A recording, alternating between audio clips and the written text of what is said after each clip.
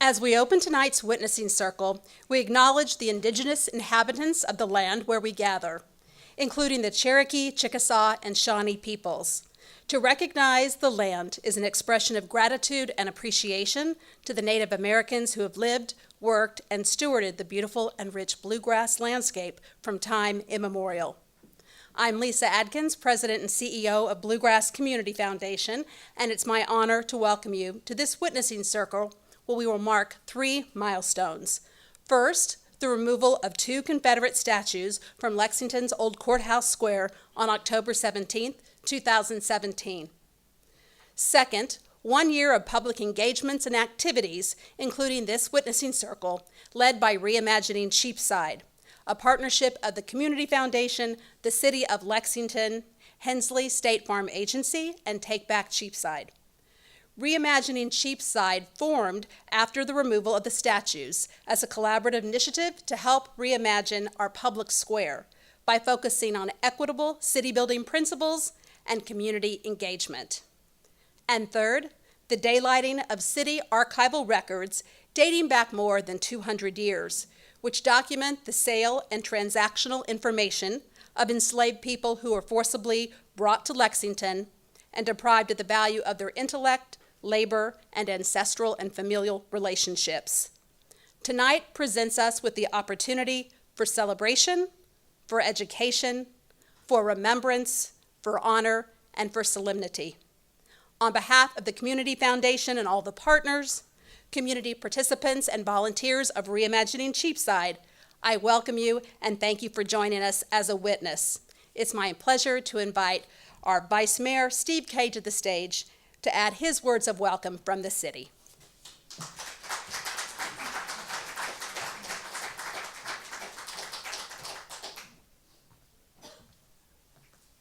Thank you, Lisa, and good evening, everybody. I'll try that again. Good evening, everybody. Good evening. One of the things I learned when I came to Lexington is that there's a way to do that. But it is my honor to be here this evening to bring greetings from Mayor Gray and my colleagues on the council. This is one of the best parts of my job. I enjoy much of it, but the ability to come and be before people who are working so actively to make this a better community. And this evening is special in many ways. It brings together some of the threads that many of us have been working on for many years. It's an opportunity to reflect on our history, to reflect on our present moment, and to look forward to what we can do in the future. So many people have done so much already, and we will be remembering tonight some of the people whose lives made this community a better place, despite the fact that they were brought here against their will. So I invite you to sit back, relax. This is going to be very different, but again, welcome and thank you for coming.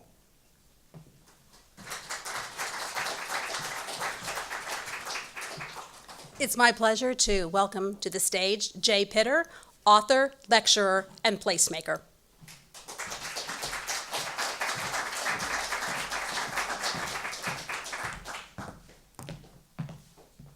I feel so grateful to have been welcomed into this community, and as a placemaker who has the great privilege of working across cities on projects focused on spatial design and social justice, I can say that when I was invited to come here, I knew that this would be a challenge. All of my projects are a challenge, and what I tell my clients and often people that I engage in cities is that when I show up, you will undoubtedly be uncomfortable. And I just want to commend Lexington for sitting in that discomfort and having the courage to take this journey forward. So this is the culmination of the first phase of the Reimagining Cheapside project. This evening will be a cross between presentation, conversation, and hopefully healing. I'll begin by speaking with urban farmer and artist Andrew Russell English and Shay Brown, who is a deputy clerk about the archives of the enslaved African people, and we're being very intentional tonight. We are not calling people slaves going forward. These individuals were full human beings, and they were enslaved, the verb. They were not slaves, the noun. And so we will be talking about the archives of the enslaved African people, which this convening is centered on. So I'd like to ask my friends, Andrew and Shay, to join me on stage.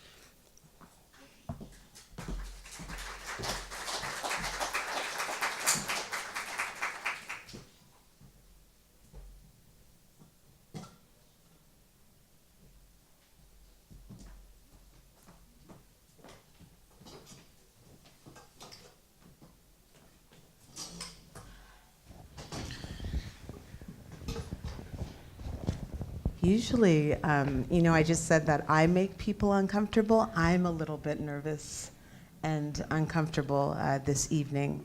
When I first encountered the archives, it was an incredibly difficult and emotional experience for me.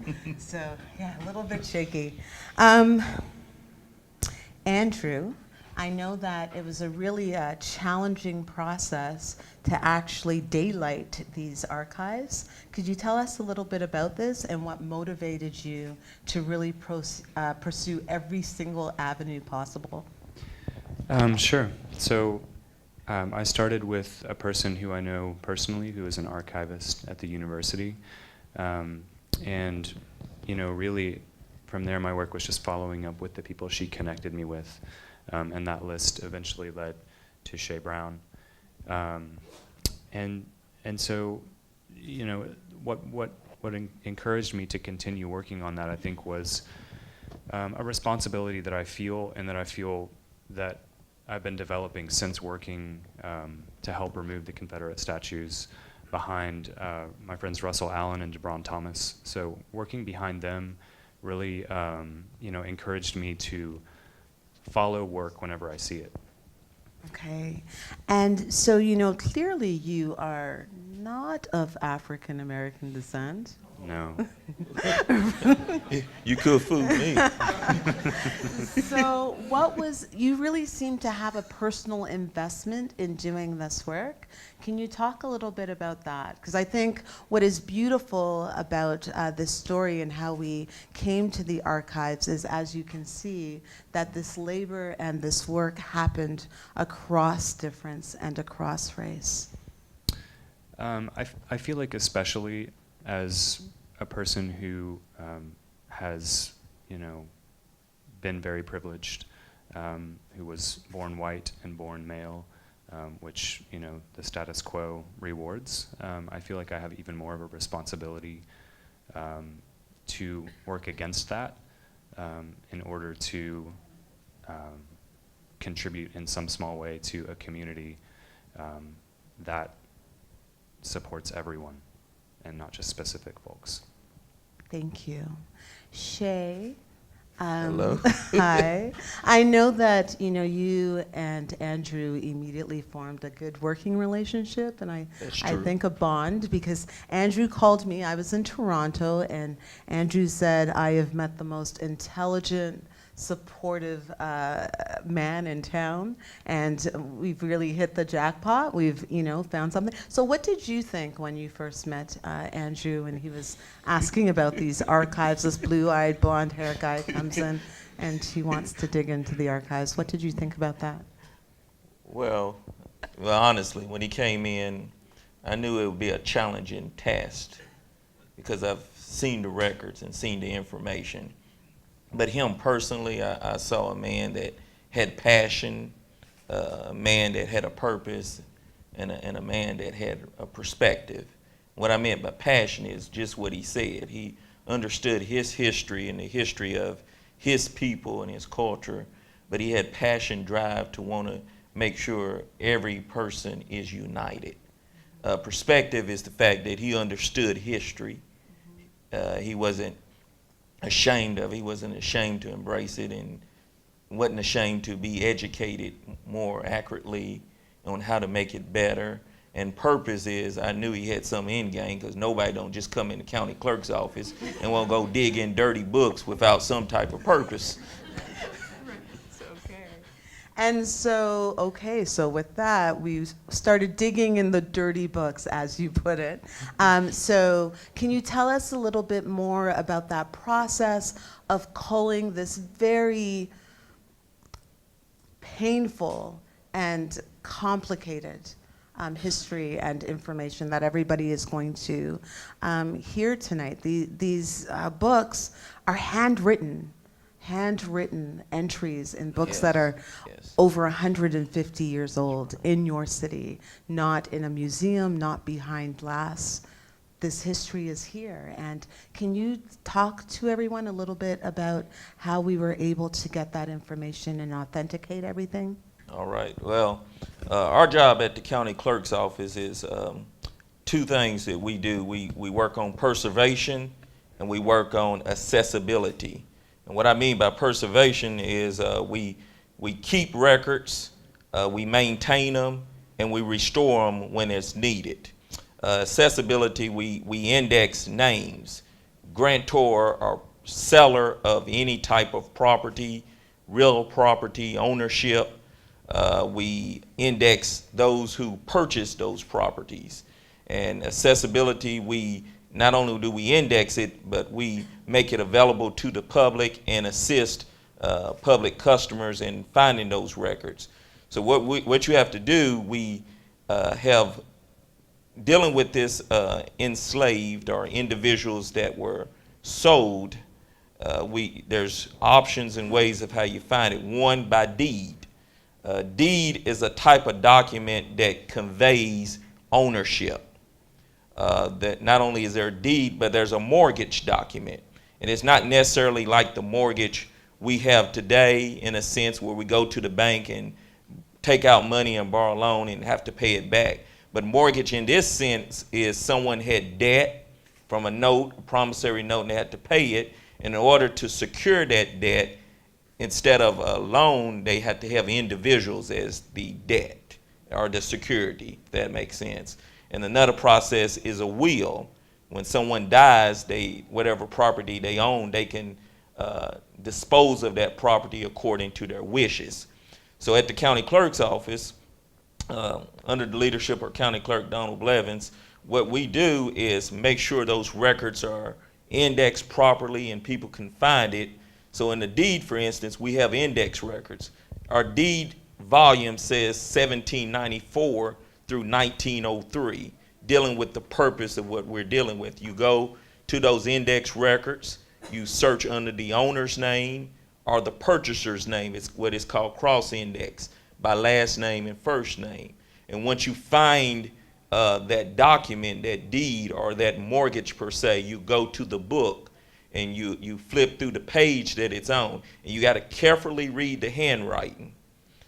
We don't have any records in text, so don't ask about that.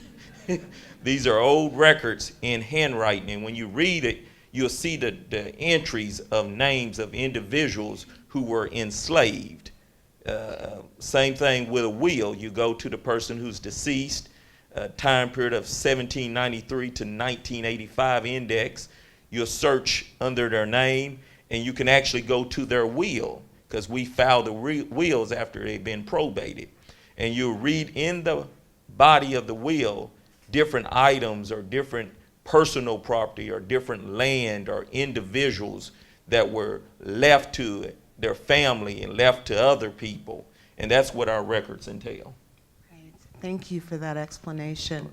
And so this evening, as the witnesses come out and read, you'll note things like an enslaved individual might not have a specific name. Mm-hmm. Because the name might be it might have said Jim or Will, and I was really struck by that because we know what our pets are named. Yes. And people who owned other people couldn't even track the names that they'd been given. These individuals also will not have last names, so that's also something that you should note as as the names are read. Yes, that's correct. Is there anything else folks should be mindful of as we're listening to the witnessing this evening? Be mindful that the names of individuals, we don't have a secret volume book with all the names in it of enslaved people. That's no such book as that. It's a myth. We don't have a book where all the slaves were sold at Cheapside, because that's not the case. People could have made transactions outside of Cheapside. It's just like you can make transactions now, and it doesn't necessarily have to be downtown. But when you look at these records, like Jay said, you'll see the first name of the individuals that was enslaved. However, there is a document called a Deed of Emancipation, where individuals were set free. And at the time they were set free, you can find their names in our index, assuming if they have adopted a last name. And you got to understand the history of that time period, because only these individuals were considered like personal property. Names that were given to them were first names only. And around 1864, 1865, during the Reconstruction era, they were given the opportunity to pick a last name. So that's the challenging thing when you research history. You got to understand individuals are trying to strive for an identity. And our records show just the name that they were given. Kentucky at that time was popular for cattle, horses, and individuals that were enslaved. In the same way, like Jay said, you would name a pet, that's how they would name these individuals. That makes sense? Yes, thank you. So we're going to close with one word which really exemplifies what this work and this process has meant for you. So one word for you, Andrew, and one word for you, Shay. For me, it's been difficult. For me, it's exposure. I appreciate and love you both. Thank you. We love you too. We do.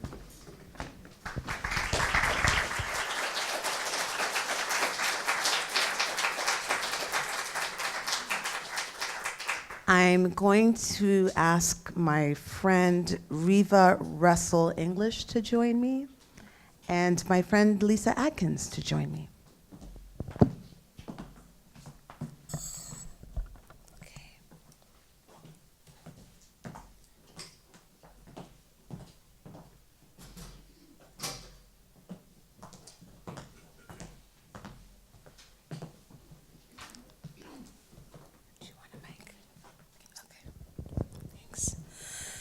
Okay, so the three of us are going to just talk a little bit about what witnessing means from our various professional and personal social locations.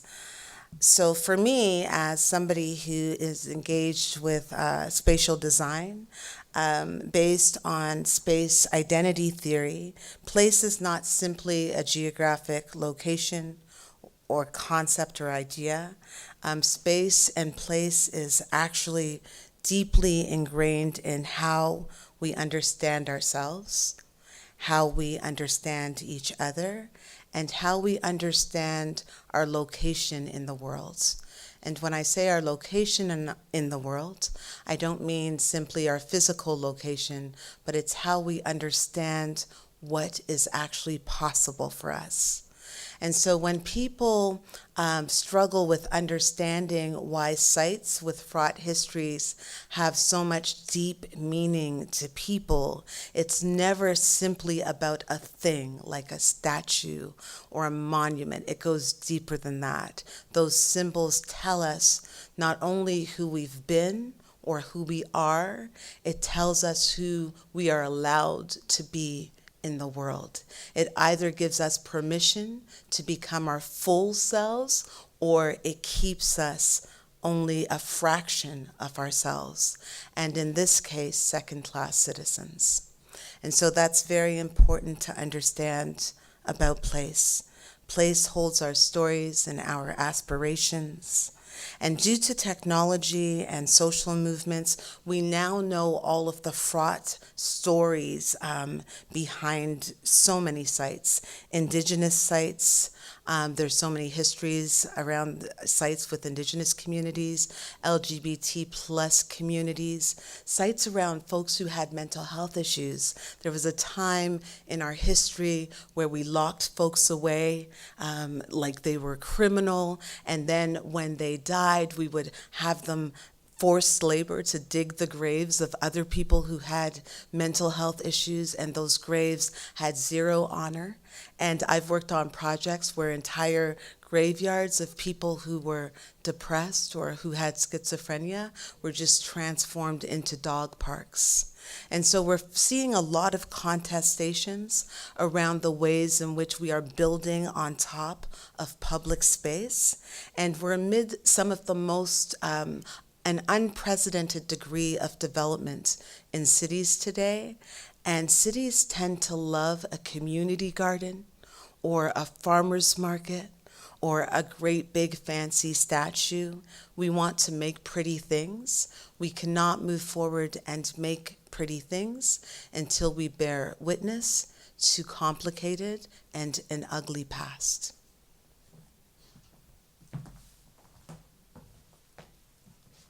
For the Community Foundation, I'll do this. For the Community Foundation, witnessing has taken the form of watching, of listening, of learning, hosting, facilitating, convening, and supporting. Our leadership role has been intentionally less visible, with more emphasis on serving in a supportive capacity, as well as providing and securing funding and intensive staff support on various initiatives and activities. Reimagining Cheapside has involved staff from across the Community Foundation, from finance and accounting to nonprofit services. It's included creative, technology, marketing, communications, and advancement staff. Every member of our leadership team has been involved, as well as many members of our board of directors. Primarily, our staff has worked very quietly from behind the scenes in a variety of supporting roles on Reimagining Cheapside. Fundamentally, we've witnessed by listening to lots of voices, including many new voices. We've taken many lessons from this listening and intend to use what we've learned to consider how the Community Foundation can continue to evolve and how we can better engage, anticipate, and respond. Finally, we're creating space for connections that can grow into relationships that have the opportunity to build over time.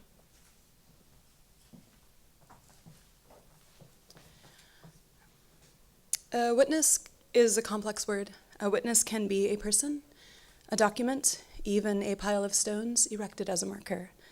But no matter what form it takes, a witness functions as proof, as evidence that something worth remembering, and worth remembering accurately, happened. Human memory has a tendency to slip its gears, both intentionally and unintentionally. Creating or calling a witness is one way we can correct and guard against that slipping. Tonight, as we hear the witness of historical documents recorded long before any of us were born, we have a choice to make about whether or not to become witnesses ourselves. Simply seeing, hearing, and observing a significant event does not a witness make. For that to happen, we must not only experience something, we must also believe it. And upon believing it, we must bear it, both in the sense of holding it, no matter how heavy or awkward it is, and in the sense of laying it bare for others to see and believe and hold it too. A person only becomes a witness by being changed by what they've seen and heard. And without that change, we run the risk of becoming a voyeur, or worse, a false witness. Here in Lexington, we have proven ourselves susceptible to false witness. How else are we to interpret the Confederate monuments erected and allowed to stand at Cheapside for over 150 years, removed only a year ago, thanks to the enduring work of mostly African Americans who kept the true witness alive in stories, poems, plays, families, sermons, and research across the loneliness of time.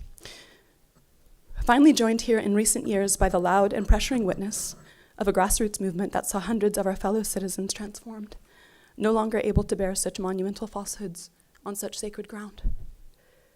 What's true is true, and what happened, happened. But whether or not we witness it, and it changes us, is up for grabs. Won't you join us tonight as a witness in all the holiness and responsibility the role entails?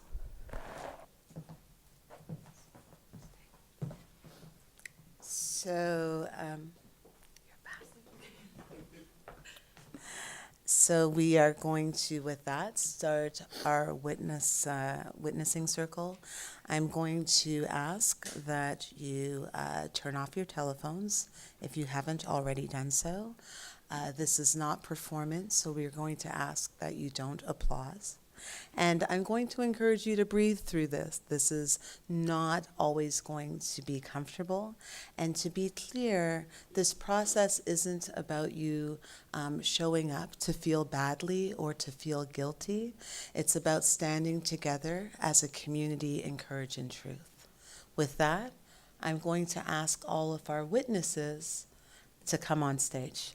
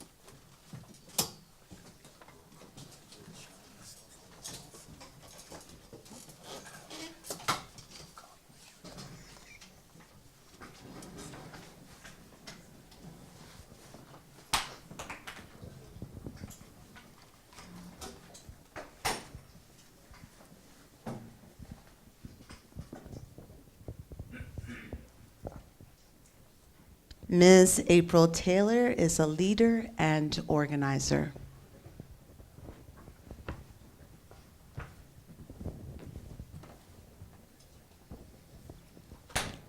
This indenture made this 28th day of February, 1835, between George Abernathy of the one part and Amos Baker of the other part, both of the county of Fayette and Commonwealth of Kentucky, witnesseth that whereas the said George is indebted to the said Amos in the sum of $160.25, and hath executed his note to said Baker for the amount aforesaid, dated the 28th day of February, 1835, and payable 12 months after the date.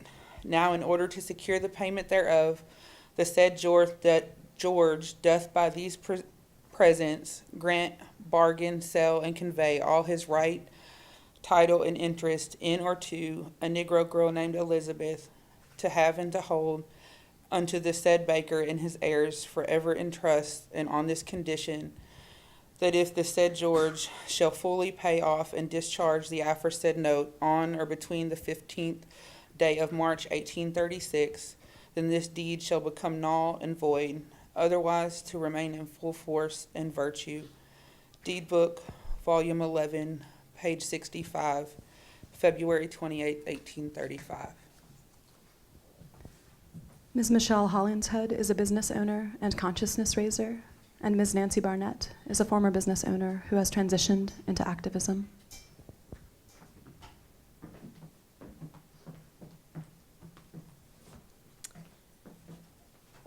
Whereas Eliza Downing is the owner in fee simple of a tract of land which, in conjunction with her husband, M. Downing, have agreed to sell to George W. Hall. But she only agreed on condition that purchase money should not rest in her husband, but belong to herself for her own use and vested in other property to be secured to her, which money the parties have agreed should be invested in a slave named Lawson.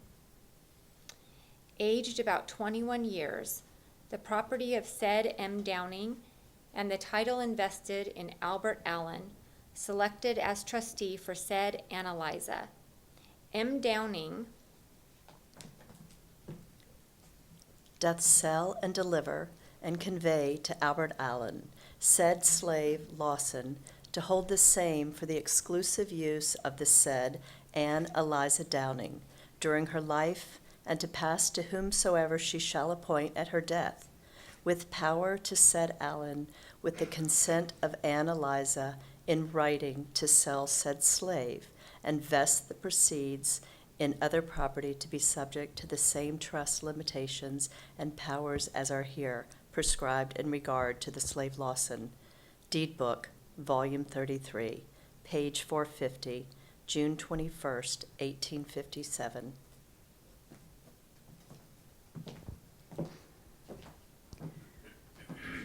Mr. DeBron Thomas is the founder and co-leader of Take Back Cheapside, and Mr. Russell Allen is the co-leader of Take Back Cheapside and the Chief Development Officer at the Plantry.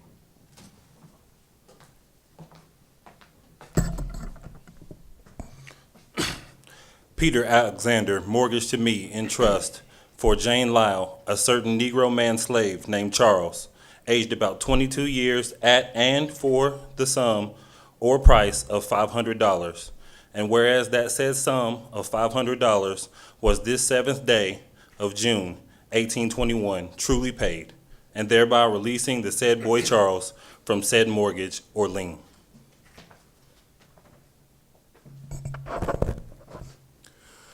I, John McDowell, do hereby release and relinquish said slave Charles from the said mortgage or deed of trust, and as trustee do declare said slave free of all encumbrance as respects said lion, and do hereby reconvey and transfer and deliver unto the said Alexander the full and whole right to said slave Charles, as fully and amply as he was entitled to the said boy Charles before the executing of said deed of mortgage. Deed Book, Volume V, page 124, January 7th, 1821. Ms. Alexis Meza de los Santos is a community artist and a staff person at the University of Kentucky.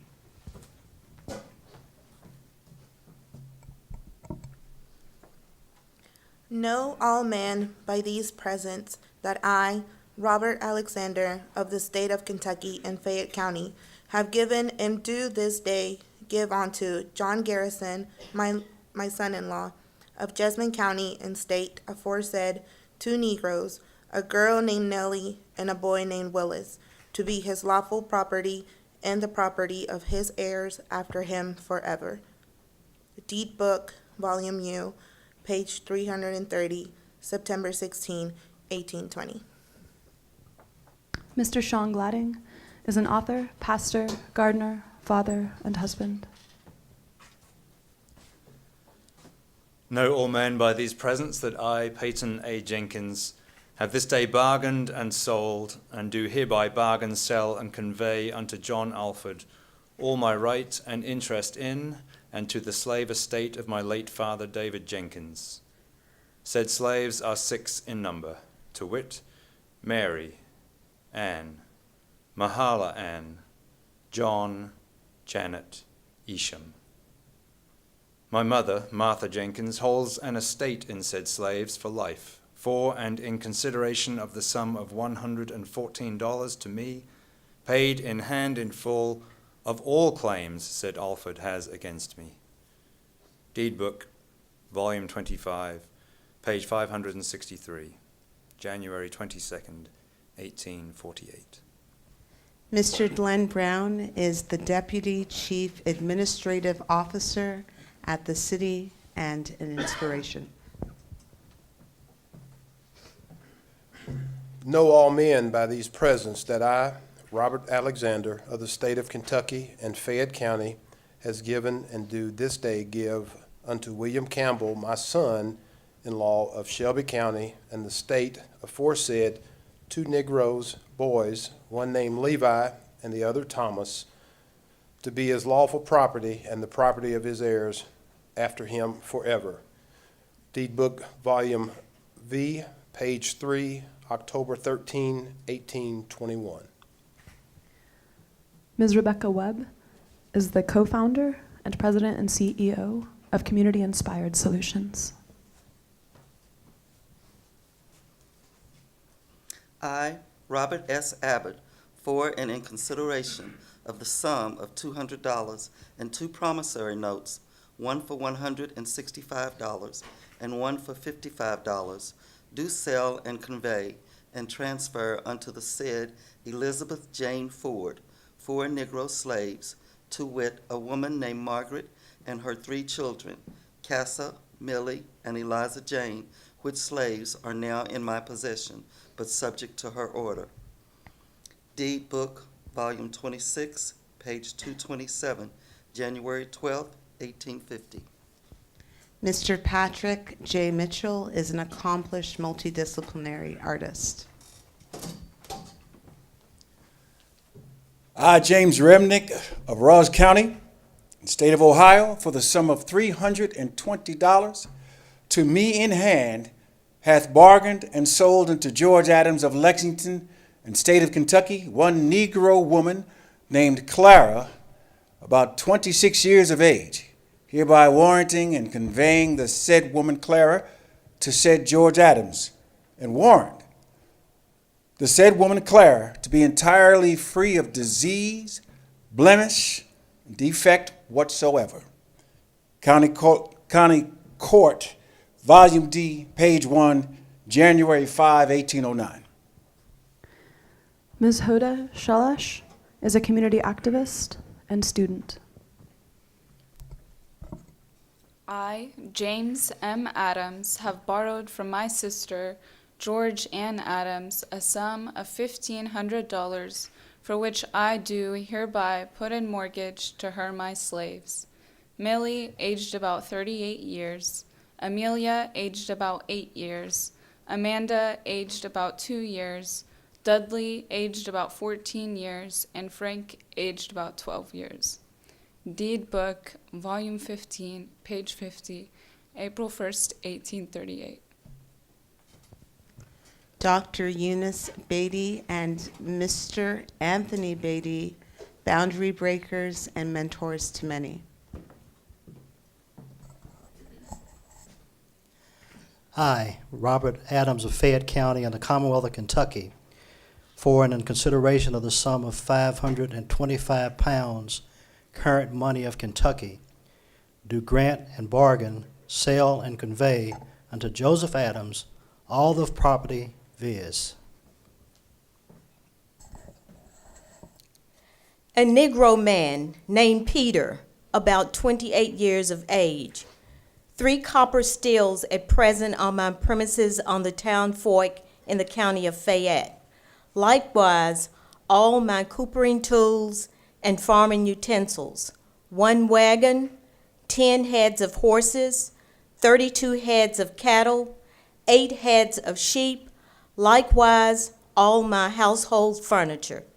County Court, Volume D, page 43, June 4th, 1809. Mr. Rory Barron is a community activist and president of the Queer Project.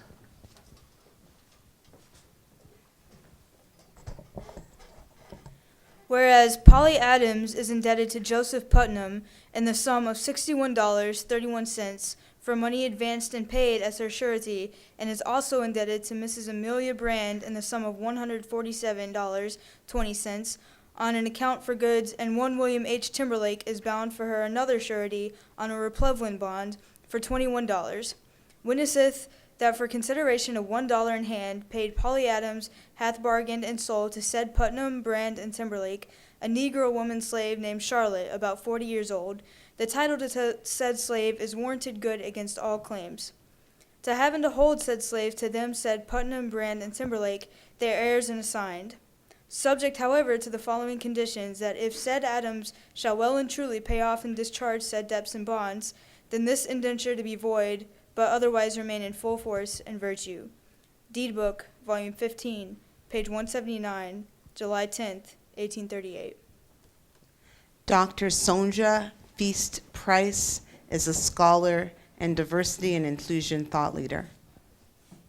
John P. Aldrich, doth sell and convey to Elizabeth B. Dickerson, her heirs, and assigns forever the property herein after described, viz., 1 set dining tables, a half dozen Windsor chairs, 3 feather beds with all the sheets, 2 washstands, schoolroom furniture, 1 clock, 1 female slave named Cassie, about 30 years of age, 1 female slave named Garnet, about 20 years of age, 1 female slave named Louisa, about 15 years of age, 1 girl slave named Anna, about 6 years of age, 1 girl slave named Rachel, about 5 years of age, 1 boy slave named John, about 10 years of age, 1 boy slave named Luke, about 8 years of age, 1 male child named Ned,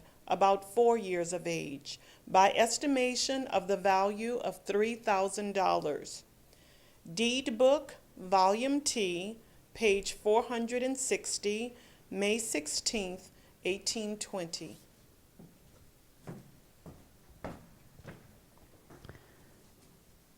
Vera Souls Mabson is a vocalist from Lexington, Kentucky, and the owner and manager of the Positive Movement Band.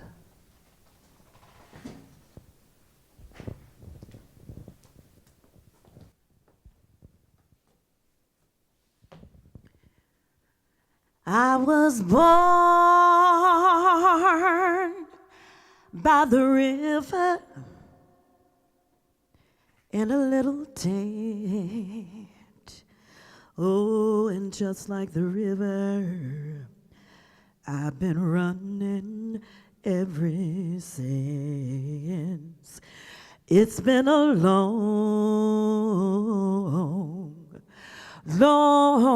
time coming, but I know a change gonna come. It's been too hard living, but I'm afraid to die. 'Cause I don't know what's up there beyond the sky. It's been a long time coming, but I know a change is gonna come. Now I go to the movies and I go downtown, but somebody said to me, girl, don't you hang around, 'cause it's been a long time coming, but I know a change gonna come. Oh, yes it will. Oh, so I say to my brother, oh, I said, brother, help me, please. But he winds up knocking me down. He winds up knocking me down to my knees. There's been times that I thought I couldn't last for long, but now I think I'm able. I might be able to carry on. It's been a long time coming, but I know change gon' come.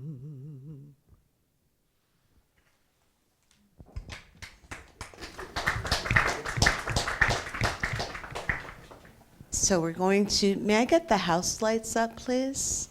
So we're going to close out our circle this evening. I would like to thank all of our witnesses on stage. You may applause now.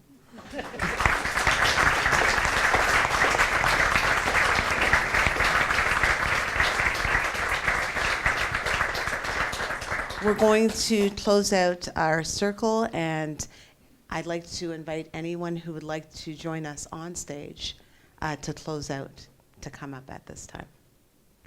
It's not an altar call. There's no offering play or anything like that. But if you'd like to join us on stage as a witness, please feel free to come on stage and join us. If you'd prefer to stay in your seats, that's totally okay as well. If we could stand, that would be wonderful. If you could just connect with the person who is beside you in some way. Okay. Yes, you can do so in your seats as well. We can connect that way as well. This might take a while, so this is what we're going to do. I didn't anticipate so many people standing. Okay, but this is wonderful. What we will do is, so I have a prompt for everyone. And so there's 2 prompts. And so the first prompt is, based on what you heard this evening, what is an emotion you experienced that might not be the most productive that you want to leave in this circle tonight? And so I'd like you to turn to the person next to you to honestly, just in one word, say an emotion that came up for you that you'd like to leave in the circle tonight. So let's take a moment to do that.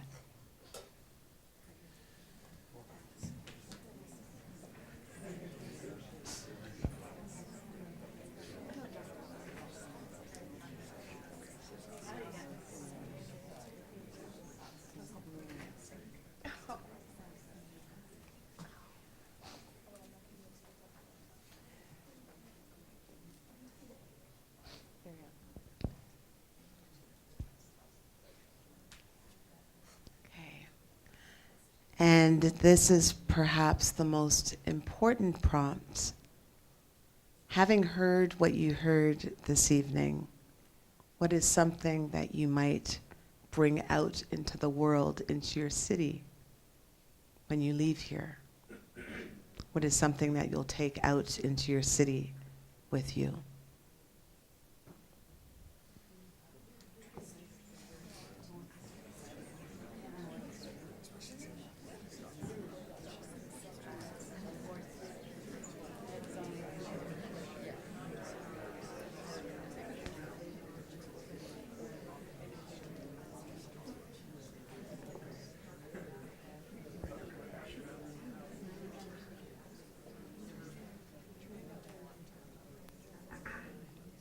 So if we could just repeat these very simple words to our ancestors.